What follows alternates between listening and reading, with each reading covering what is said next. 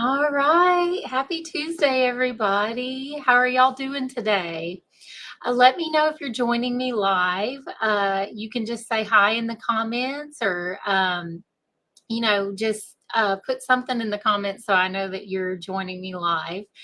And if you're watching the replay, just put hashtag replay so I know that you joined us later on. Okay, so today we are going to be talking about the best habits for diabetics. And feel free to let me know in the chat or in the comments if you're watching the replay, if you're a diabetic, if you want to let me know. And if you are, this is going to be great for you today. And I'm trying to do a lot more for diabetics because this group really is, even though we talk about a lot of different topics in here, I do specialize in helping diabetics. And so I want a lot of my topics to be helping you guys with diabetes or pre-diabetes or people who want to prevent getting diabetes, like if it runs in your family, if you've been told that you need to watch your blood sugar and things like that. I really want to help you guys because that is really my passion. That is really what I love to help people with. Because I've experienced it myself, as you guys know, if you've been around for a while. So if you are a diabetic, this is a great topic for you because I'm going to give you some great tips that are going to help you, some great habits that are going to help you, start healing your diabetes. So, I love talking about this topic because these habits were so helpful for me when I was working on healing my diabetes. These are things that I did that I got consistent with when I was going through, trying to better my blood sugar and trying to figure out how to heal diabetes instead of just like manage it. That was always my goal, was to heal my diabetes, like reverse it, heal it, whatever you want to call it, put it in remission, over just managing it. I didn't want to have it anymore. So that was my goal. And my diabetic clients also notice a difference as well when they adopt these habits, when they get consistent with these habits that I'm going to talk about. They really notice a difference. That is when they finally start to see the needle moving where they didn't see it move before. So let's get started and start talking about these habits. All right. So the number one habit that diabetics should be doing is prepping or cooking most of your meals. So I say most because I'm not a perfectionist. I don't want you to be a perfectionist. I don't want you to feel like you can never go out to eat or you can never go and eat at someone else's house or anything like that. I, I want you to make it a habit the majority of the time because that's what's going to be best for your diabetes. But I don't want you to feel like you have to do it 100% of the time. And if you sway from that, then you're not doing it right. I don't want you to feel like that. That is not realistic. So if you can get consistent with cooking and prepping most of your meals, this is really going to help your diabetes. This is going to help you heal your diabetes. So one of the main reasons is because this will cut down on the sneaky sugars and sneaky carbs. So what do I mean by sneaky sugars and carbs? Leave it in the comment if you know what I'm talking about.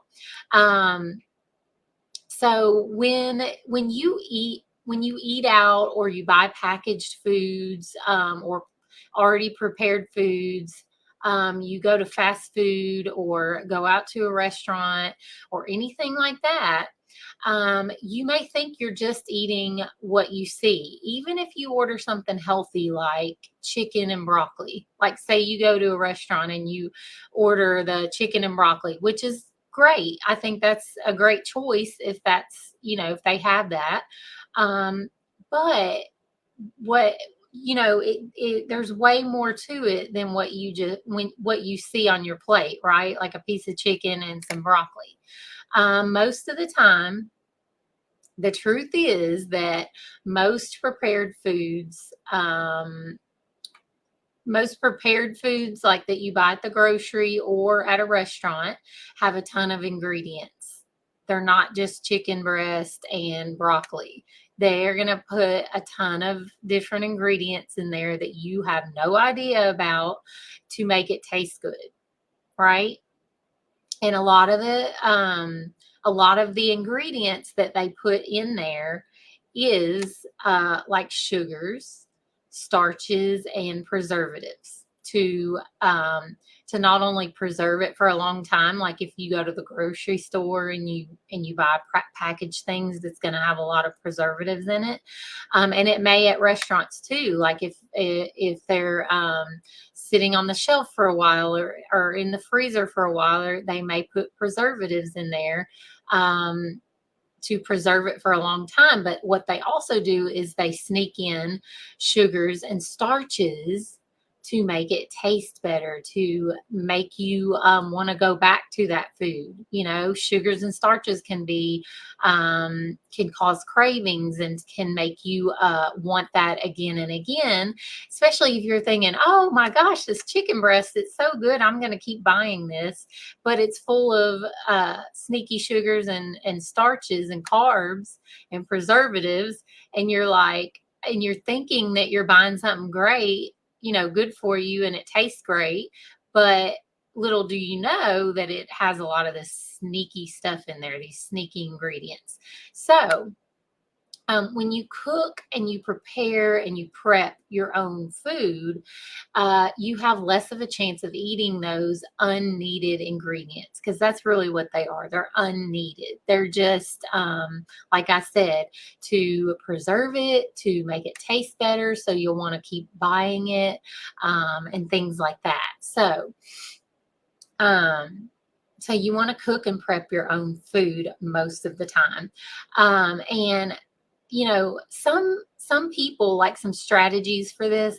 Some people like to take a few hours on the weekend to cook up a bunch of stuff, prep it, put it in like food prep dishes and things like that. And that's great. I think that's a great option. I have clients that do that, and it works great for them.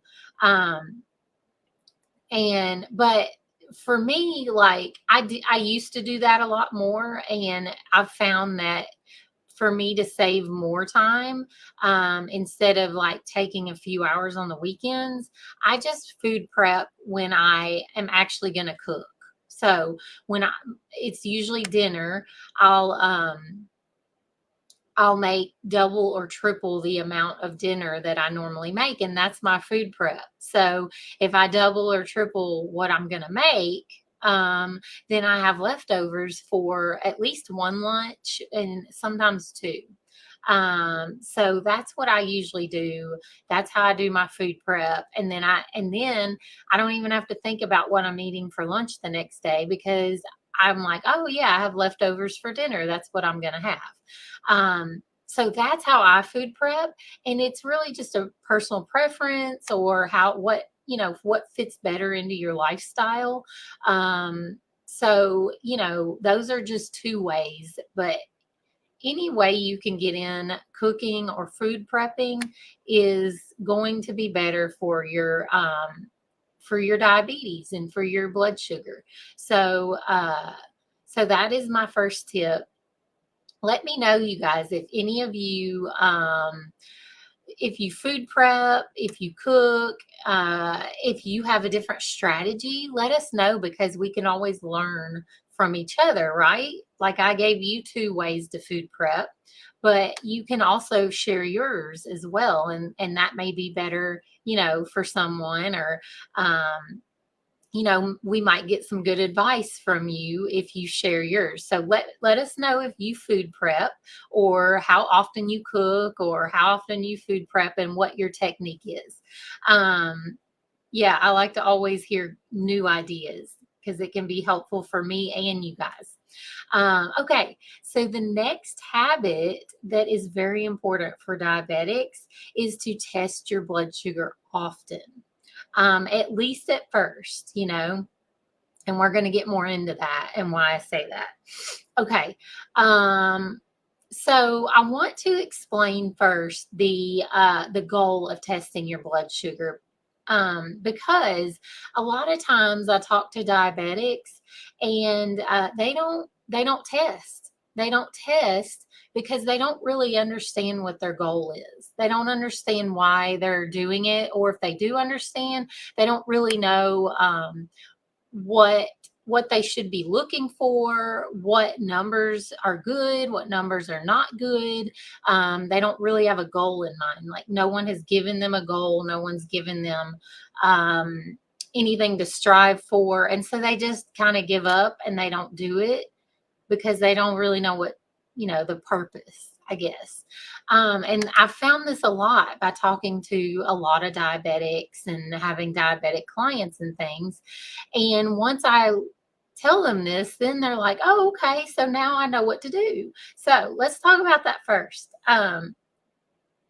So,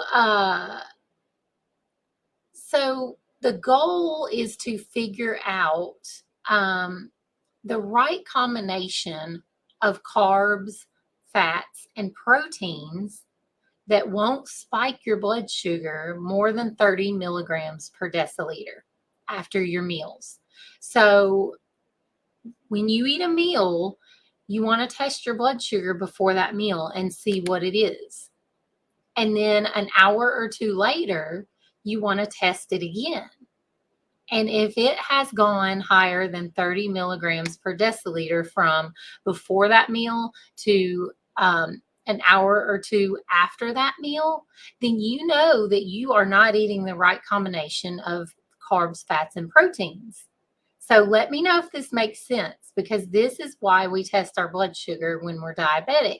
We want to stay in a range, because if we can get to where we find the right combination of these nutrients, and we can stay in that 30 milligram per deciliter range for our meals, then that is going to balance our blood sugar. We are going to have a good blood sugar in a good range. And then when we go to the doctor, we'll have a good A1C. So I don't know if you guys have ever, had a doctor explain this to you, or if you've ever heard this, but that is really what you're looking for when you test your blood sugar.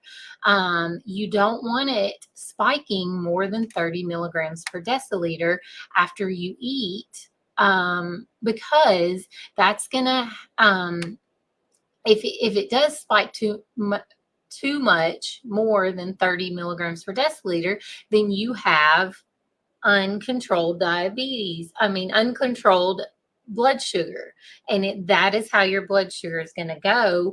And it's going to give you, hunger and cravings. And that's what blood sugar spikes do.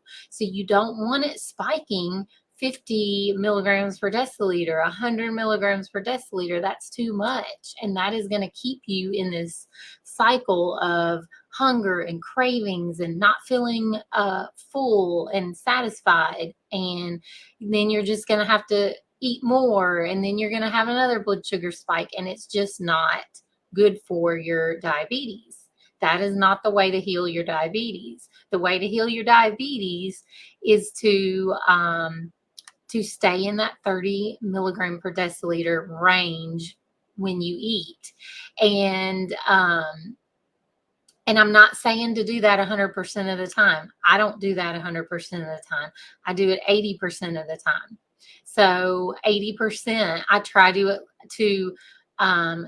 do it. 80% of my meals are within that range, right? And you guys know I allow for splurge meals. I allow allow for treats. So a couple times a week, I do spike it more than that 30 milligram per deciliter range.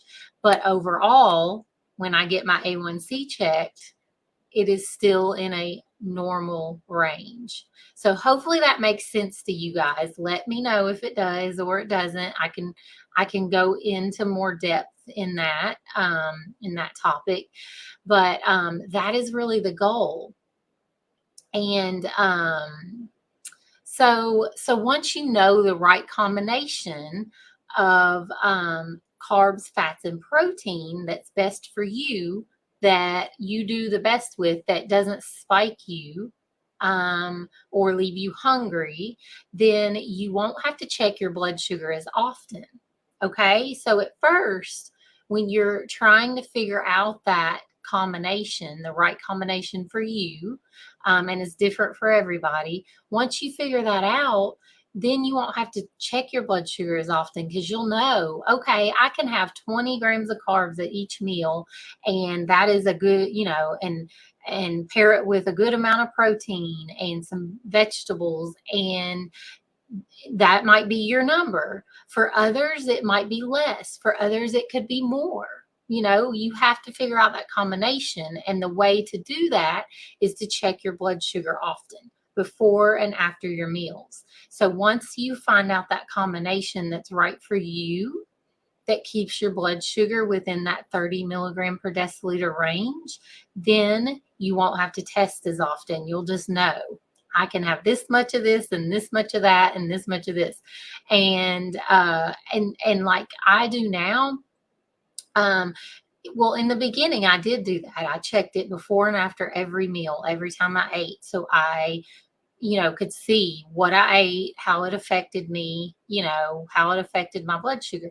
Now I test it like maybe once a month, twice a month, or if I eat a new food that I don't know how I react to it, like if I eat something different than what I normally eat, or I don't know, I've never tested that food before, then I'll test it and I'll see how I do with it, to know, okay, how much can I have? Does this spike me too much? Do I need to have this less often? Whatever it is. So keep that in mind. Just, once you know your combination, and what amounts are right for you, then you won't have to check your blood sugar as much. You can just check it every now and then just to make sure that that you're in a good range, that your blood sugar is balanced, and then you just check it when you eat a new food, or you just want to check to make sure. And then obviously when you go to the doctor, if you're a diabetic, you're going to get your A1C checked every now and then.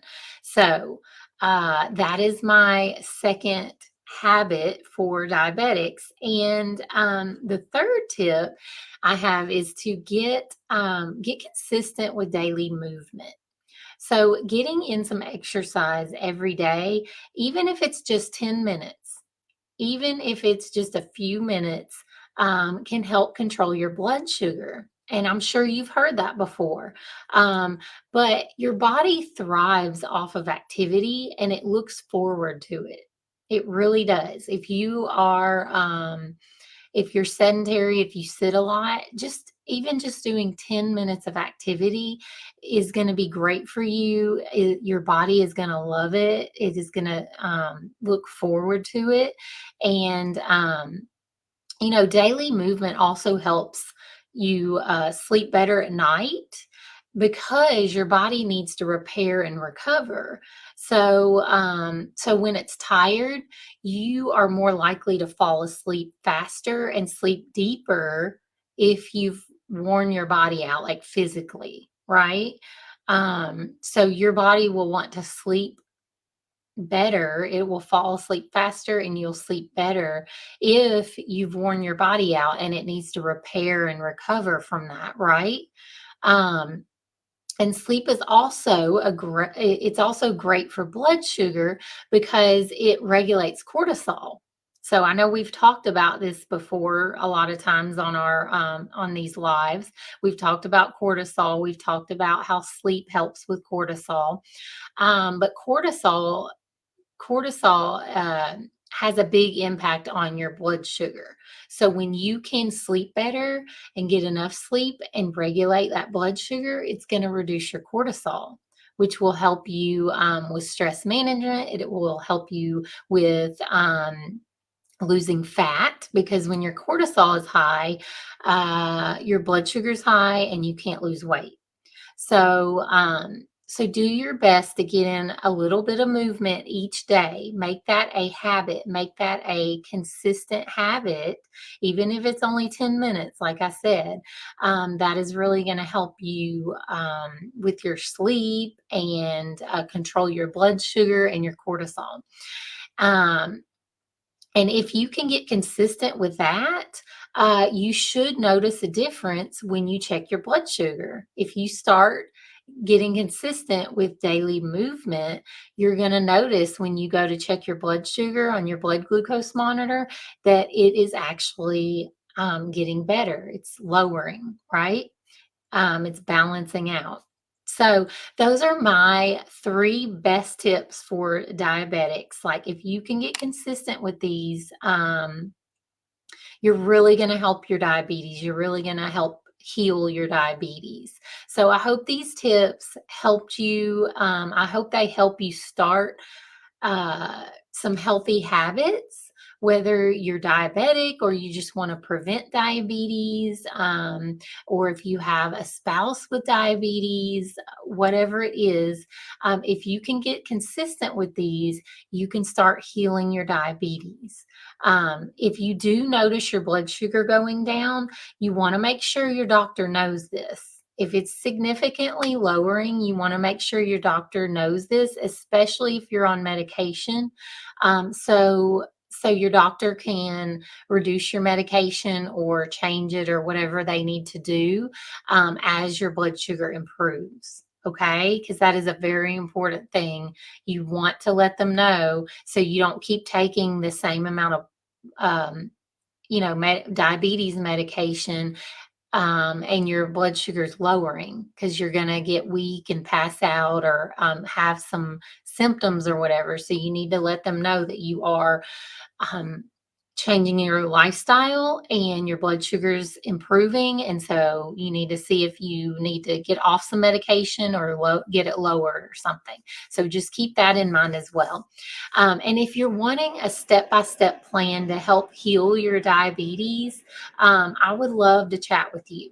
This is what I help my clients with. This is what I help people with all the time. And so I will leave my calendar link below in the comments when we're done with this live. And you can click that link and go to my calendar and sign up for a free health assessment call with me. It's a free call, and we'll just talk about your goals and how you can achieve those. Okay. All right, you guys, I hope you have a great week, and I will see you next time. Bye.